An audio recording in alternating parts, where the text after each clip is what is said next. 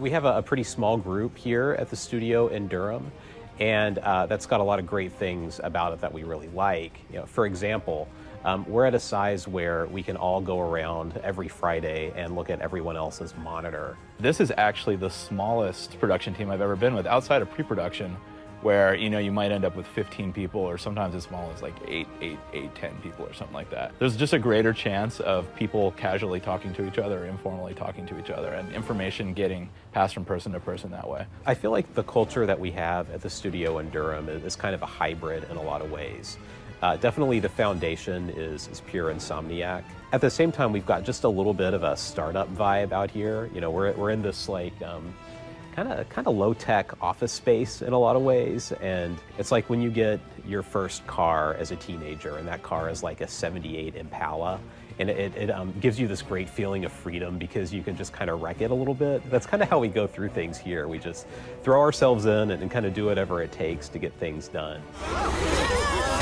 We're going down!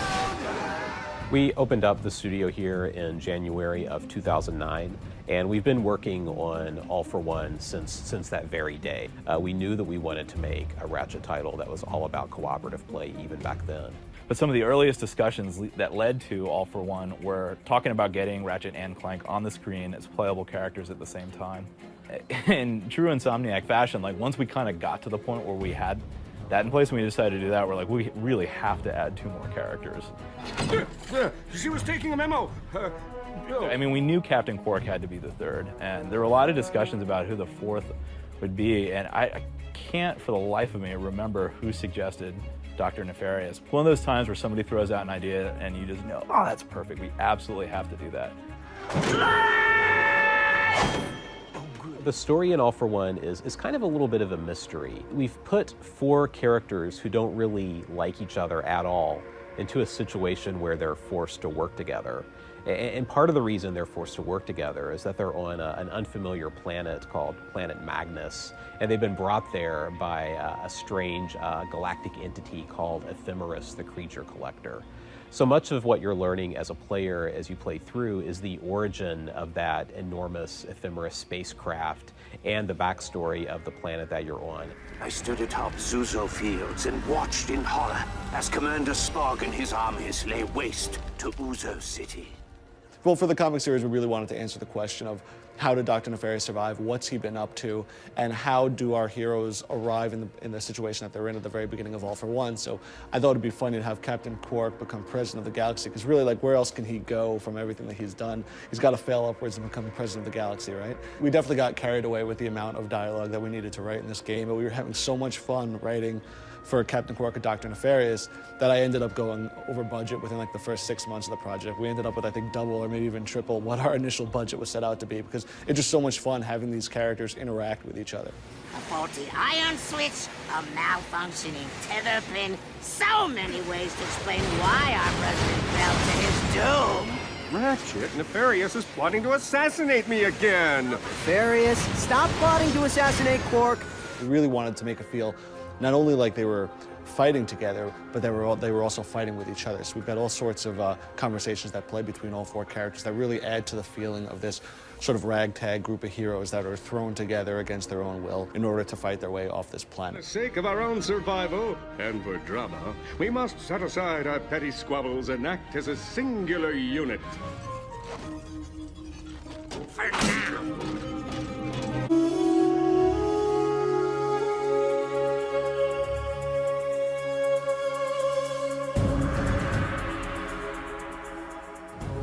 We do a ton of concept images for all of these Ratchet games.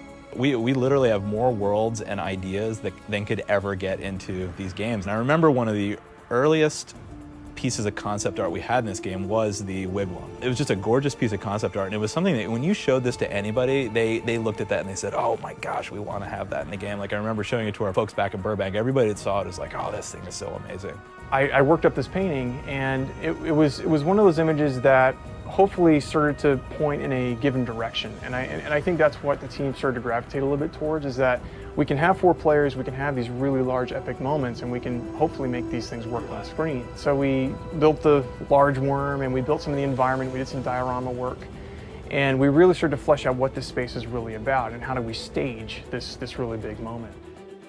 I built the model, and we had to tackle a new poly count, a new game scale. In the Ratchet games in the past, we haven't really tackled an enemy that big before. Everyone kind of got together and worked on it and had a clear idea of what a big, scary enemy was going to look like in our game. It's a weird character, you know, it's got like 14 legs and 10 eyes, and she's really long, but she's really big. Because of that, like, you know, we really had to work together closely to get the geometry to sort of do what it needed to do. Essentially became the first new creature that we rigged, like modeled, rigged, and animated in this game. At the time, it was just for this diorama. But we put through all the paces. It was a test run for our whole pipeline for how we were going to handle new creatures and new characters and stuff.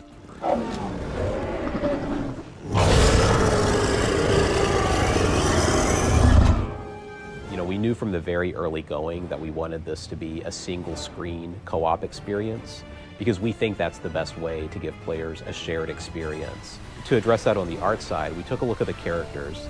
The first thing we did was drop our 4 main characters together on screen. In the previous Ratchet games, a lot of times you would see a character within a cinematic. And these cinematics were set up in a very particular way, just like movies, where an actor, if the actor's taller or shorter, they can compensate for that with these cameras. When you're playing all on screen at the same time and you're shooting from one camera angle, you realize that sometimes some tweaks need to be made. So Quark got a little bit bigger, Clank got actually a little bit bigger as well, and then Ratchet just got a little bit more exaggerated with some of his proportions, just to make sure that he could read against this kind of broad canvas of not only other characters, but these environments as well. And Nefarious stayed virtually the same. We got him a little narrower, his head got a little bit bigger, and that was just to sort of push the emphasis that he was a little bit scarier and he had a little bit more of a bigger cranium. Hold me like you used to before you became a flesh-eating zombie. Quark, would ya? You twit! You dare lay your squishy hands on me?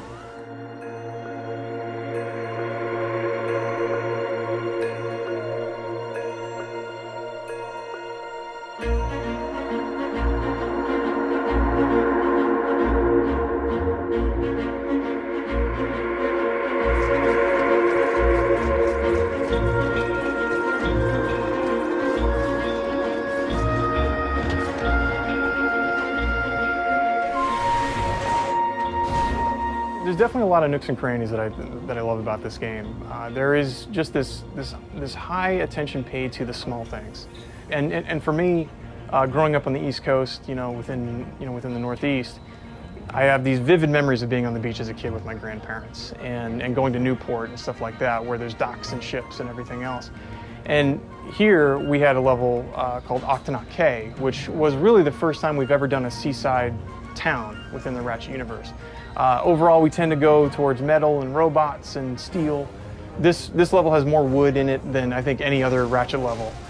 It was a real new visual approach for us, and I think as a result, we were able to approach it with a really unique take, because I haven't seen any other games do it the way that we have in this game. So, you're fighting jellyfish and you're seeing buoys and ropes and fighting big sea monsters. It's kind of like this ode to that old sea life that's been a lot of fun, to watch come to life. I'm actually starting to like it here. Sure, it's a dangerous planet riddled with murderous robots and exotic predators, but take away all that, and what do you have?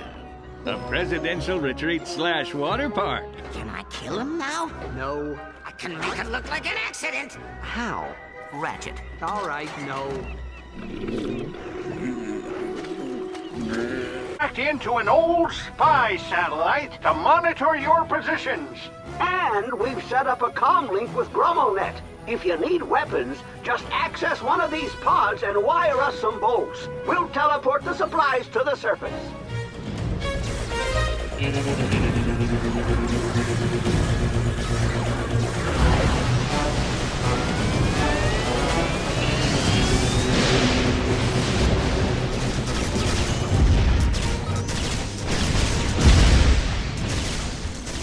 Ratchet games have been all about the weapons since the very early going. Really the first thing we did was, start with an action platformer and then add this layer of weapons and progression over top of it. Now you still have weapons that you buy with bolts, and each weapon does a very unique and powerful thing. But the co-op twist that we've added is that when you use weapons together, you get an even more powerful effect. Using multiple pyroblasters on the same target will cause it to explode in a fiery magma blast. So if two people have the same weapon equipped, we give you what's called a co-op overload effect, where you're doing more damage and kind of building up the power of the weapon together.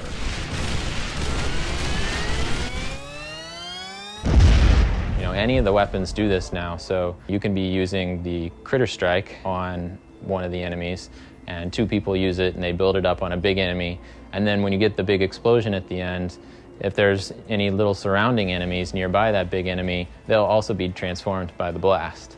I'm a big fan of the plasma bomb launcher, just because it does a lot of damage, you can fire it pretty quickly, and you can lob it over cover and whatnot, so I think it's a pretty darn effective weapon. The flamethrower is actually one of my favorite weapons, just because you can knock out a lot of enemies just by sort of running around in circles a little bit.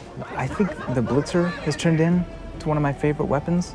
We didn't use it a lot at the beginning, but we tweaked it a lot, and we put some awesome effects on there, of course, and it's just become really helpful in the competitive aspect.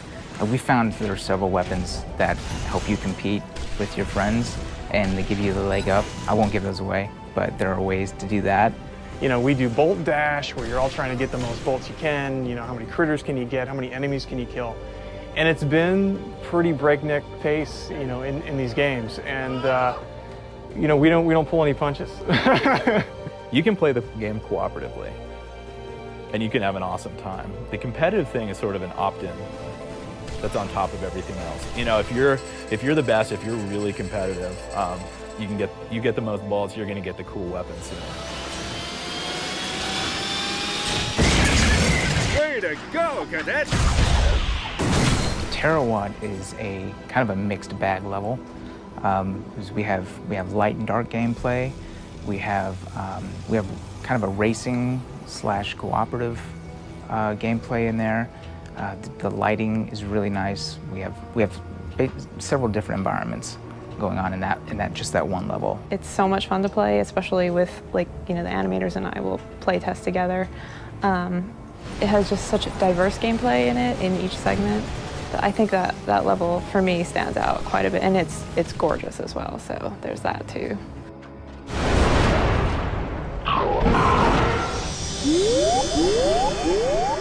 In Terawatt, there's one segment where you get on the back of a big Guardian robot, and you have a turret. All the 4 characters have a turret on the back of the robot, and he stomps through the world as you're shooting down enemies and eventually fighting other big Guardian robots that are trying to stop you. As you can imagine, getting all this stuff to work together was quite a lot of work, and involved people from multiple programmers, multiple animators, designers, just all the way through the pipeline, getting all that stuff to work.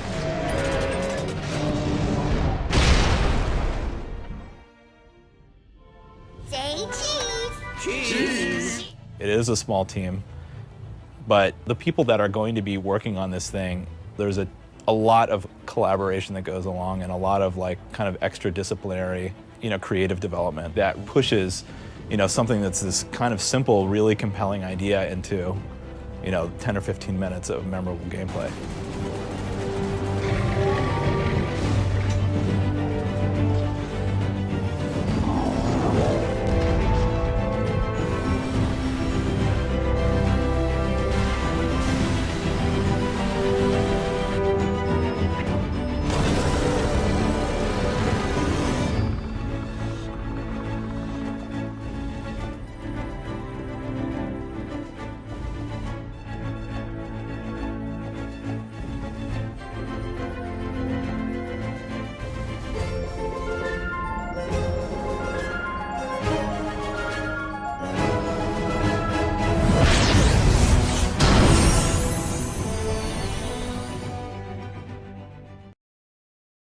PlayStation